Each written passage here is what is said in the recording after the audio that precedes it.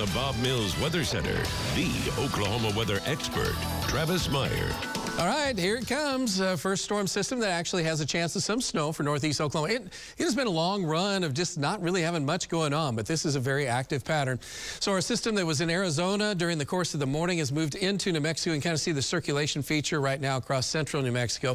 So that's streaming moisture up to the north and northeast slowly into southwest Oklahoma. This is rain.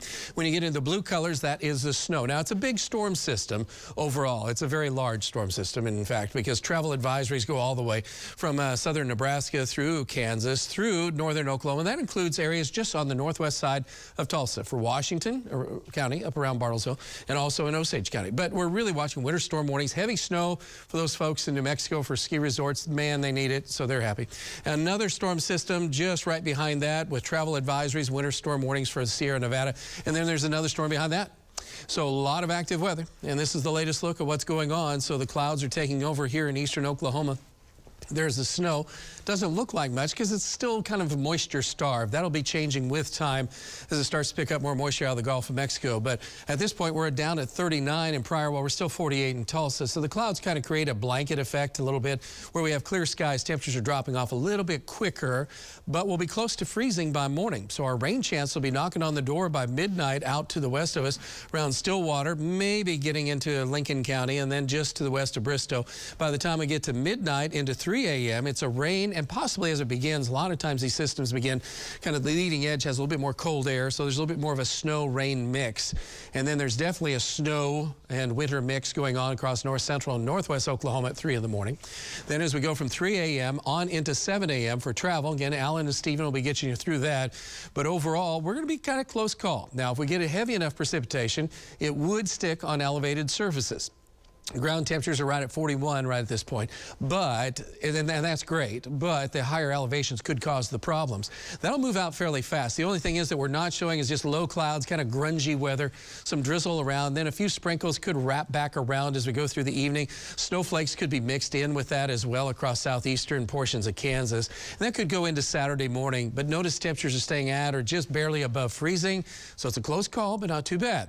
Then Saturday afternoon, we start to slowly clear out, but it's a chilly gray day for the most part, and then we clear out, and that'll probably leave maybe some ice fog again going on early Sunday morning. Temperatures will be in the 20s during the afternoon. It's a decent day for Sunday, so your weekend overall not too bad.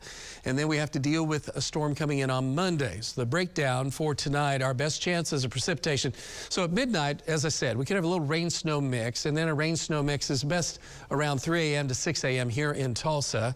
And then if you're further east, your chances are higher a little bit later in the morning. Ours start to drop in Tulsa, and then we'll just have a chance of kind of drizzly gray skies, a few sprinkles or showers maybe in the evening as that final part of that system rolls around. Roads are expected to be wet. That's pretty much a given, but some snow accumulation, especially north and west and on grassy surfaces. So again, elevated surfaces, you got to be aware it's just this time of year, and a few slick roads are possible. Elevated again, and there's just enough of a breeze. It'll be cold. Best chance or in the blue areas, and you do have a best chance of actually accumulations where it could stick for a little while longer than just a few minutes, mainly up to the northwest and into the Ozarks. The amounts of precipitation over the next 7 days, pretty impressive, around an inch, inch and a half, and maybe pushing 2 inches, because that next storm system coming in on Monday is a very wet system. And then on the backside of it has our snow. So Monday is a wet day guaranteed, and then Monday night and Tuesday almost guaranteed rain, and then changing over to snow because it's cold enough for that. And the other storm, even though we don't have high probabilities because we're not really sure if it's Friday, Saturday, or into Sunday, but that's a pretty good chance that that could have some snow or flurries associated with it. And unfortunately, there's a lot of cold air over the next 3 weeks. As you can see, there's really nothing above normal. This time of year, it's better to be above normal. That isn't going to be the case. So be ready, because it is going to be cold. These storm systems, again, lined up and ready to go, and we'll be watching them, and we'll have updates on timeline coming up later tonight as well. All right, so chilly at 9 o'clock, not bad. 37 at midnight. It's cold with chance of rain, snow mix west, and then that's moving in by 3 a.m. to 7 a.m. By the time that we look on into our extended forecast, kind of Saturday is a little cold. Sunday's not bad. Here's Monday, real wet with snow Monday night into Tuesday, and then just chilly to cold, then really, really cold as we get into late next week. That is your 9-day planner. We will be right back.